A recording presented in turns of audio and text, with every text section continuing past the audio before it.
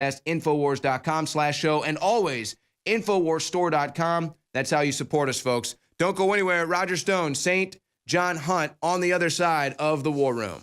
Welcome back.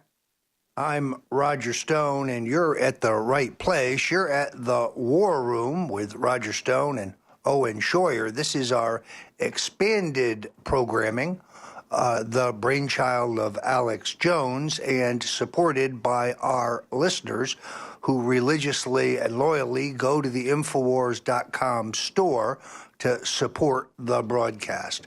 We ask you again to be generous because it's a win-win. We are the resistance. We are the tip of the spear, and we need your support.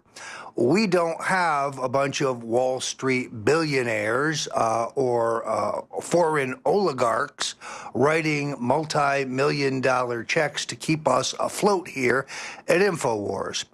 No support from the Ford Foundation or the Rockefeller Foundation or George Soros. We have to depend only on you and your generosity and your loyal support for InfoWars. Owen, I am shocked at the way the worm has turned in Washington. A week is a lifetime in American politics, and with the new revelations about Uranium One, coupled with what we learned yesterday about Robert Mueller getting preferential treatment to be included as an investor in a Soros-run hedge fund, it seems to me that the Democrats' entire narrative seems to be collapsing around their very ears.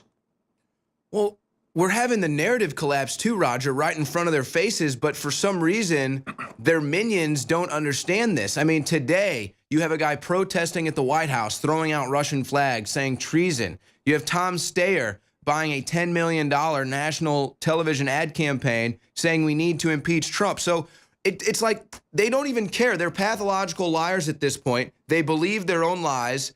And it doesn't matter that the whole Russian collusion thing has fallen back onto the Democrats. They're still moving forward with their conspiracy theories that it was Trump and the Russians. Well, one big victory today, the very first scalp for the belt of Steve Bannon, Rhino Senator Jeff Flake of Arizona announces that rather than fight for his seat, he will retire. This is going to send shockwaves through the nation's capital. Now, the truth is, President Donald Trump had the opportunity to take out politically, of course, Senator John McCain in the 2016 Arizona Republican U.S. Senate primary. Jared Kushner, his son-in-law, and others convinced the president that he should do his party duty and, albeit reluctantly, endorse John McCain. He did so. He has been repaid with nothing but treachery from that time. Anyone who has seen some of McCain's recent performances realize that this is a man out of control. Now, Senator McCain's meltdowns, his red-faced temper tantrums, his fits are a thing of legend in the U.S. Capitol. They are well known. But what I notice is the senator gets particularly agitated when you start to ask him hard questions. Why, Senator McCain, did you take $1 million into the McCain Institute from the Saudi government at the same time you, Senator, were opposing the release of the congressional report which outlined the role of the Saudi royal family in 9/11? Why, Senator McCain, did you meet with Oleg Deripaska, a oligarch and Russian money man who is particularly close to Vladimir Putin?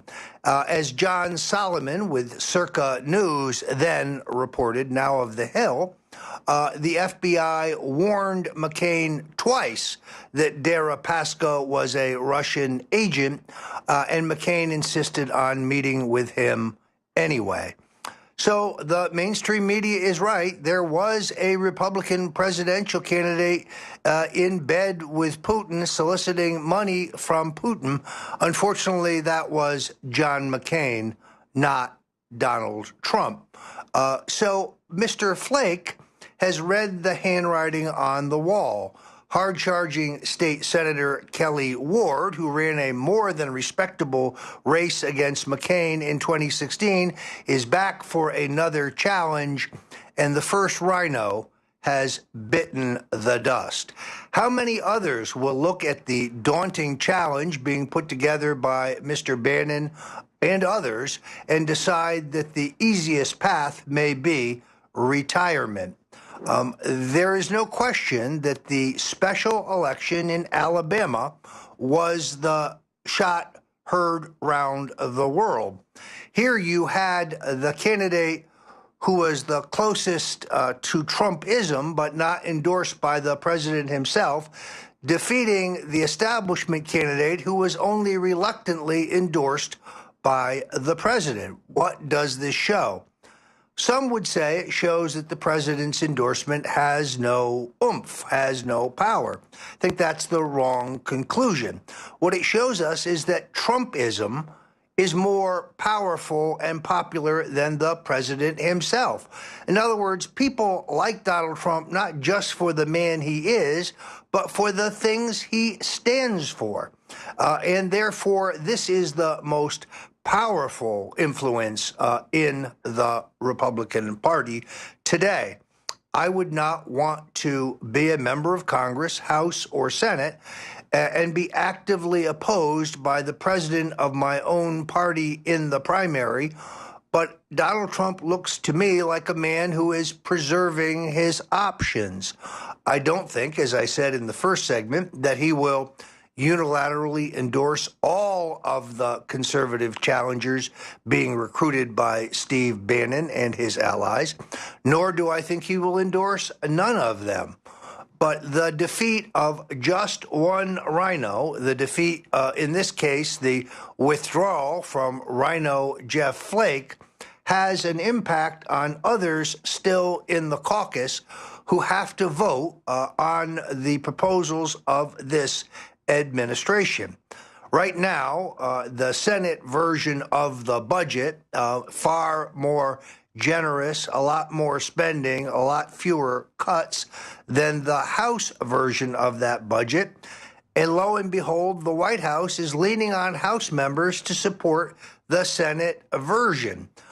When are they going to learn that expanding the swamp is not going to solve our problems? Joining me in the next segment is St. John Hunt, the author, researcher, musician, singer, songwriter, son of the legendary CIA operative E. Howard Hunt. And we'll be looking to Mr. Hunt to talk to us about the import and the impact of the JFK classified documents that President Trump elected to announce he would declassify after I spoke to him last Thursday morning. The deep state is abuzz over what these documents may reveal. They're probably even a bit more of a tizzy trying to figure out how to redact and withhold and hold back as much information as possible. And right now, there are bureaucrats somewhere in a conference room feverishly trying to figure out a way to stop the American people from getting the truth. We cannot let the president's bold, courageous decision be nullified by a bunch of deep state bureaucrats. Joining me later in the program, Dr. Jerome Corsi, who has examined the batch of documents released in July by the National Archives that pertain to the Kennedy assassination and finds them wanting, finds them overly redacted and with too much material withheld. I'm Roger Stone. You're on The War Room, and we'll be right back. Welcome back. I'm Roger Stone, joined by my colleague Owen Scheuer, and you are here at The War Room. This is the expanded programming mandated by Alex Jones. And we are on our way to a day when we have round-the-clock InfoWars. But today we're now standing at great live programming at almost 10 hours a day. So you never need to be without your InfoWars fix. Joining me now is a man that I have come to respect as a true Renaissance man. He is not only a brilliant writer and researcher, author of his own books, but he is also a singer, songwriter, poet, and troubadour. I refer, of course, to my friend St. John Hunt. St. John, welcome to the War Room. Thanks, Roger, very much for having me. And yes, everything you said was true. So I'm happy to be on your show. Now, thank you. Now, I know that you had millions of viewers only a little while ago when you were on with Alex Jones, but I could not resist the opportunity to have you join me. We're going to take it a little bit differently because you and I have co-authored a terrific book called The Bush Crime Family, now out in paperback and available at Amazon or Barnes & Noble, Books A Million, soon to be available on the Infowars.com store site. And this is the definitive biography of the entire Bush family. Many people are unaware of the fact that the family patriarch Prescott Bush made the initial family fortune by financing the armament of the Third Reich, by arming the Nazi war regime, and that federal regulators seized his bank, Union Bank, for treasonous activities during the run-up to the financing of Hitler's war machine.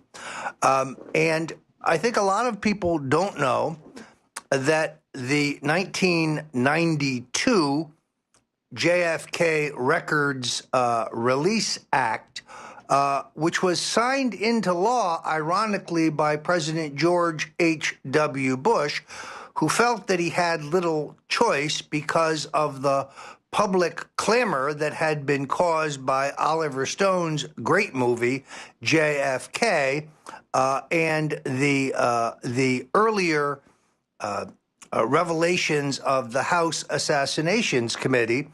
Bush essentially signed into law a law that would turn around and expose him as having lied about his whereabouts on November 26, 1963, lied about where he was the day before, lied about where he was the day after, and then, incredibly, said for 30 years he could not remember where he was the day John Kennedy was killed. So we have a terrific piece of scholarship in the Bush crime family, but few men know the actual secrets of the Kennedy assassination in the way St. John Hunt does. If you would, recap the experience with your father at the time of his life that he is literally has one foot in the grave. He is on his deathbed, and that is when you and Alex Jones shock the world with what you learn. Well, that's very true, Roger.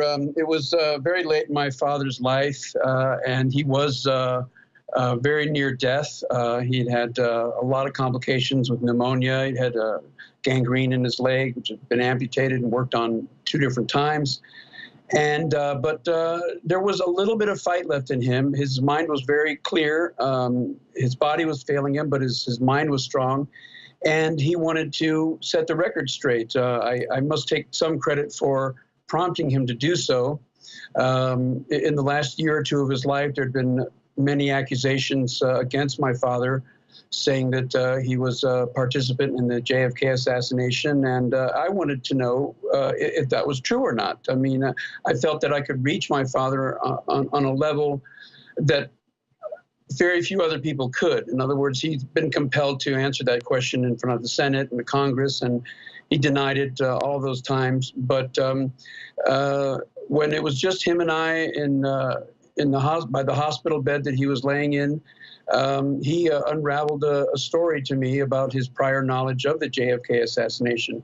And this, to me, was a monumental thing that he did. It wasn't out of guilt. I must clear this up. He didn't feel guilty about having prior knowledge or being involved in the JFK assassination. He was proud of his actions. He truly and deeply felt that John F. Kennedy was a threat to national security, and as did certainly many others in the industrial complex, the military-industrial complex. Johnson certainly felt Jack Kennedy was a threat on many levels. So he laid out this information, and we talked about a lot of things. We talked about some of the files that had been taken from him during Watergate, and his blackmailing of Richard Nixon, these information that he had that was just political dynamite, as Bob Woodward described in his book about the contents of his safe. So it was a very long and secretive process that my father and I embarked on to get to the root of the matter. And he passed away before the entire story could be told. But he did tell me enough, and I did as he wished, which was to release the information to the press as best as I could after he passed away. And within 2 months of his death, I succeeded in getting Rolling Stone magazine to unleash the information. Of course, it was passed up by the mainstream media. That was no surprise. But to those that want the truth and know the truth, I feel that my dad was very brave in revealing to me that he had prior knowledge and that he was involved, as he put it, a bench warmer in the assassination attempt. And that started the whole show for me, as far as trying to understand what the parameters of my father's responsibilities within the JFK assassination were. And I'm hoping with the release of these files in just a short amount of time, I think, Wednesday at midnight or Thursday at midnight, they have 400 pages on E. Howard Hunt. And I don't know if that's a lot compared to other persons in the files, but to me, I'm excited about seeing what's in those files. Because I think it was things in those files that my mother was taking to Chicago, which caused her death. So it's going to be very, very revealing to me, and I'm excited, but I'm nervous about it too. Well, for those of you who are not familiar, St. John's Hunt Dorothy, about his mother, kind of a companion book to his first book, which was really about his father and the effect of Watergate on his family. Dorothy is a terrific book. Welcome back. I'm Roger Stone. You're here at the War Room, and we're joined by the writer, researcher, troubadour, Renaissance man, St. John Hunt, who I confess right up front is one of my closest friends and a man that I greatly admire. St. John, I am interested in clearing up a little confusion. According to the Associated Press, the document dump mandated by President Donald Trump for full disclosure from the JFK assassination files is said to include your father's super secret diaries. Again, I'm quoting them. There is some belief that L. Patrick Gray, who was the FBI director briefly under Nixon at the height of the Watergate cover-up, burned documents, books that belonged to your father, and it was thought by some that those had been the legendary Hunt diaries. I now believe that what was burned during Watergate must have been an operational notebook for Watergate, and that the deepest secrets of E. Howard Hunt, the secrets that he pulled the curtain up on in his deathbed discussions with you may well be memorialized in these documents that the president has just ordered released. Yes, I agree with you, have a view Roger. on that? It's well known that L. Patrick Gray burned two tablets, notebooks that were taken from my father's personal safe in the old executive office building the day after the Watergate burglary team had been arrested by John Dean's orders and given to L. Patrick Gray, who kept them till Christmas that December, and then he burned them. Those were operational notebooks in regards to the various operations and missions that my father had undertaken in his role as the leader of the plumbers, the Special Investigation Unit for the White House, for Richard Nixon. But the real secretive stuff was, I believe, there was copies that my mother had, which would account for the tremendous pressure that Nixon felt that Hunt had over him. You can hear President Nixon on the White House tapes ranting and raving about Hunt. He knows too much, and open that scab, and it's going to make a lot of people look bad. It's going to make the CIA look bad. It's going to blow open the whole Bay of Pigs thing, which in later volumes by Haldeman and by Woodward and Bernstein, it was a way that Richard Nixon referred to the JFK assassination. He referred to it as the Bay of Pigs thing, because it was all related to that. And I believe that in these files, we may just find what it was that my father had on Richard Nixon, which I believe was Richard Nixon's knowledge of the fact that many members of the anti-Castro assassination squad that my father was involved with and that Nixon approved during his tenure as vice president would come to light, would show that President Nixon was aware that these same assassins had turned their guns from Castro to President Kennedy, and I think that's the least of what we could hope to find in these files, if they are in fact the real files. I think you've just put your finger on it. We now know what E. Howard Hunt knew, which is that the Central Intelligence Agency had teamed up with the mob in an effort to whack Fidel Castro. Why? When Castro took power in Cuba, all of the known assets of the intelligence agencies were expelled. But because the organized crime families still owned casinos in operation in Cuba, they still had people on the ground, people who could collect intelligence about the Castro regime.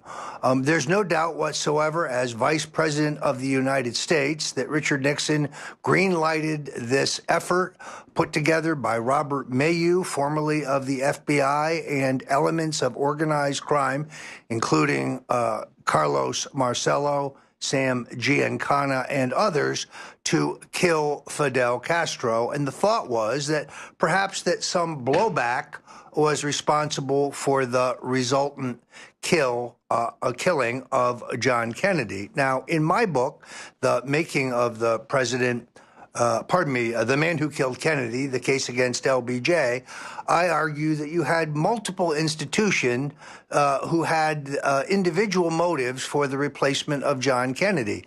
The Central Intelligence Agency upset about the Bay of Pigs and the Cuban Missile Crisis. The organized crime upset because they had financed John Kennedy's election.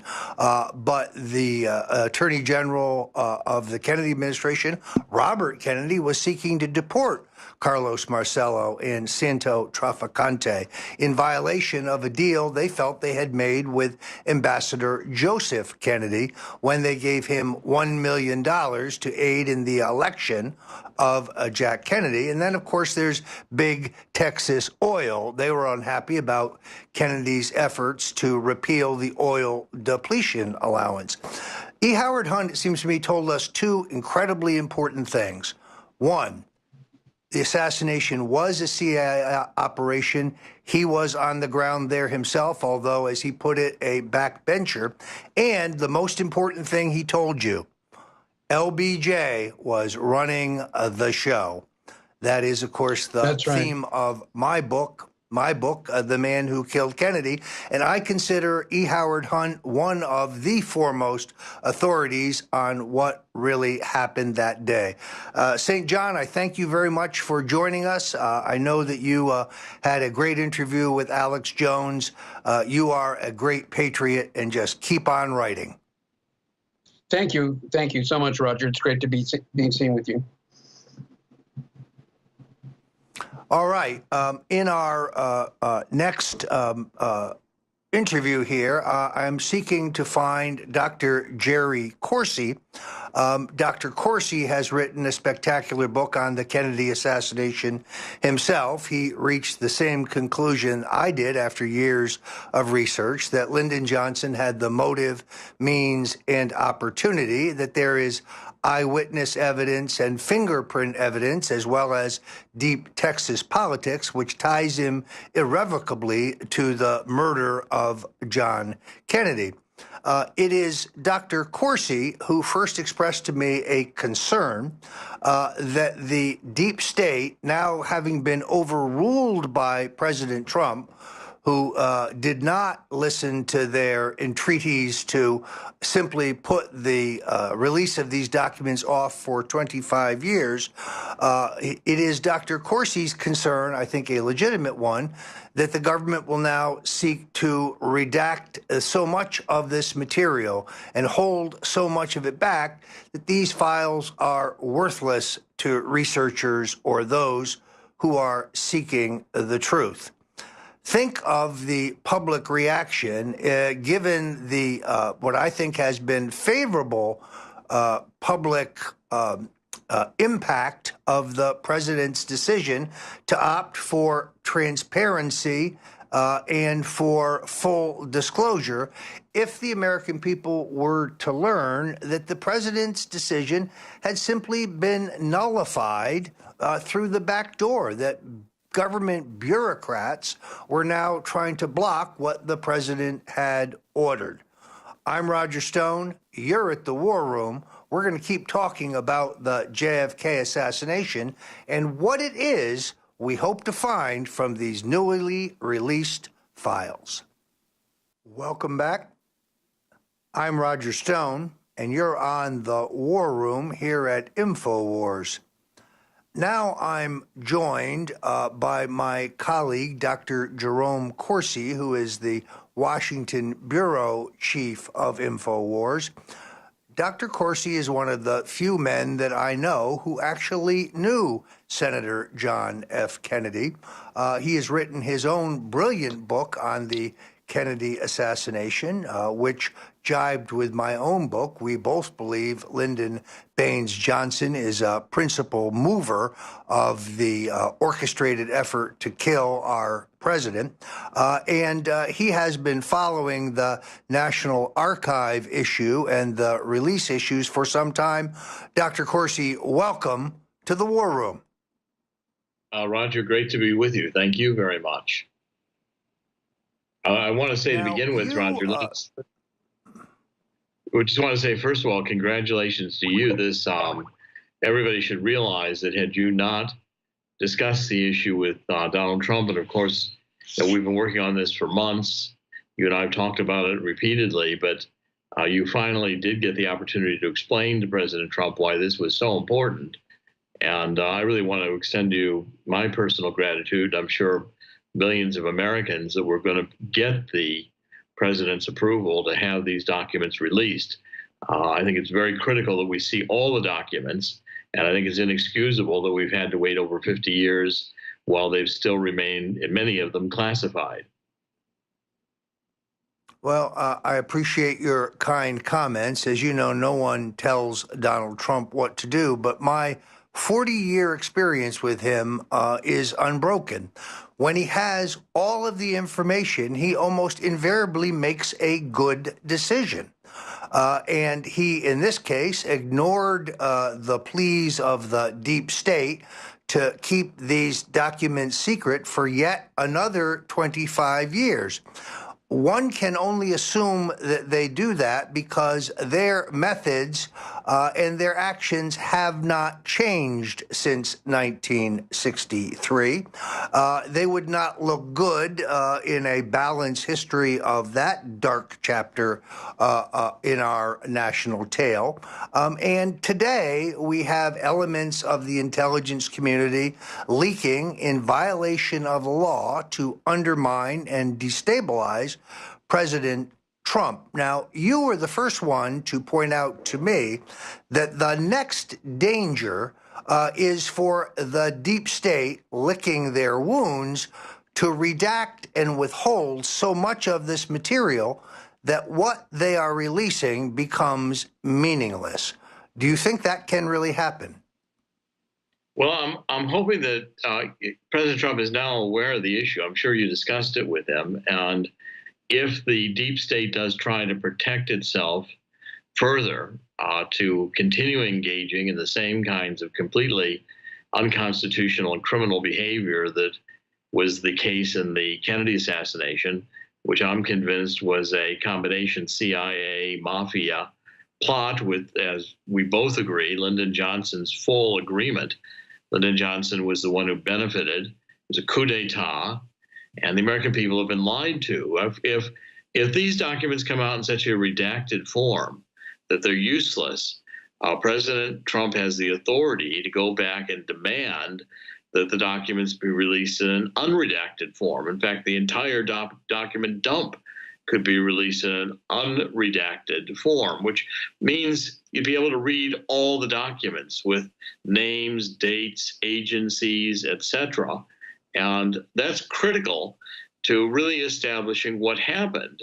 I mean, I'm sure the deep state's already destroyed thousands of documents that we'll never see, but at least in what remains, I think we're going to find some further confirmation that Lee Harvey Oswald was working hand in hand with the CIA at the time of the assassination, had been doing so since he was in James Angleton at the CIA's defector program as a Marine who defected to Russia as a counter agent, really a double agent working for the United States, and had always been working for the United States, also on the FBI's payroll at the time of the assassination. That came out in the closed meetings, the minutes of the meetings of the Warren Commission itself, something that Alan Dulles went into panic over and tried to prevent from being made public, the FBI connection to Lee Harvey Oswald. And we're going to find out a lot more about Cuba and Russia and this trip to Mexico that Lee Harvey Oswald made. I'm confident the deep state, had you not intervened with President Trump, and President Trump not made the right decision, which took a lot of courage, the deep state would have buried these documents for another 25 years simply because it does not want to expose what is increasingly apparent to the American people. The deep state is acting in a criminal fashion. And I think it's got to be put to an end, and hopefully this document dump will assist us in achieving that goal. Well, you mentioned the Mexico City adventure, where it is alleged that Lee Harvey Oswald traveled to Mexico City, where he made appearances at the Soviet and the Cuban consulates. The problem with this is we also have the audio tape of a phone conversation between FBI Director J. Edgar Hoover and President Lyndon Johnson, in which Hoover tells Johnson the man seen in Mexico City doesn't bear any resemblance to the man who was arrested and subsequently murdered, Lee Harvey Oswald. So I am hopeful that the government's files will shed some light on that particular question. Philip Sheenan from the Washington Post yesterday was quoted as saying, "We know Oswald went to Mexico City where he met with both Cuban and Russian spies." I would say no. We know a man claiming to be Oswald went to Mexico City. And more than that, we do not know. if, as you know, Dr. Corsi, the last time there was a massive data dump like this, we learned that the KGB had conducted their own investigation into the Kennedy murder. They determined that Lyndon Johnson was the perp. We knew that French intelligence had conducted their own independent inquiry at the request of Jacqueline Kennedy. They also concluded that Lyndon Johnson was a ringleader. Johnson controlled the Dallas County District Attorney. Johnson controlled the Dallas City Police and the Dallas County Sheriff's Office. Murder in 1963 was a state, not federal crime. That put Lyndon Baines Johnson in firm control of the investigation and the cover-up. I do want to touch on one other thing, Dr. Corsi. You've had a series of brilliant articles about malfeasance in the Obama Justice Department, and you have focused on an incredible case of a man named William Billy Walters, a investor, philanthropist, and high-stakes gambler out of Las Vegas. The reason your stories are important, and I think you said it to me first, if President Trump wants to know what's about to happen to him, you said, he merely needs to look at what just happened to William Walters. With about 2 minutes left, can you lay this out for us? Yes, and I'm going to be writing some more articles later this week and through next week on the Billy Walters case. Billy Walters was a very prominent businessman, an investor, a sports gambler, Las Vegas. He was investigated for insider trading, but the case was a complete setup. And it's really important because the court forced Pret Bharara, the U.S. attorney in the Southern District of New York, the prosecutor, to admit in writing in an unsealed and not redacted form that the FBI, as Agent Chavez, for 4 years had been leaking secret grand jury information to the press, including 2 years before Billy Walters was indicted.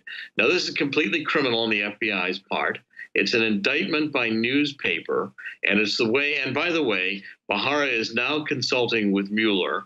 Mueller has hired one of Bharara's top prosecutors, and Donald Trump correctly has accused Mueller himself of leaking. This is the way the FBI, criminal malfeasance under the FBI, has been prosecuting cases, setting people up, not giving them a fair trial, leaking to the press, and Mueller is guilty. The pattern from Bharara in writing, admitting to the federal judge in the Billy Walters case, is the Rosetta Stone, which brings down Mueller and all the corrupt prosecutors under the Obama administration in the Department of Justice. It's a vitally important case. Thank you very much, Dr. Jerry Corsi, the Washington Bureau Chief for InfoWars. I'm Roger Stone. Victory or death.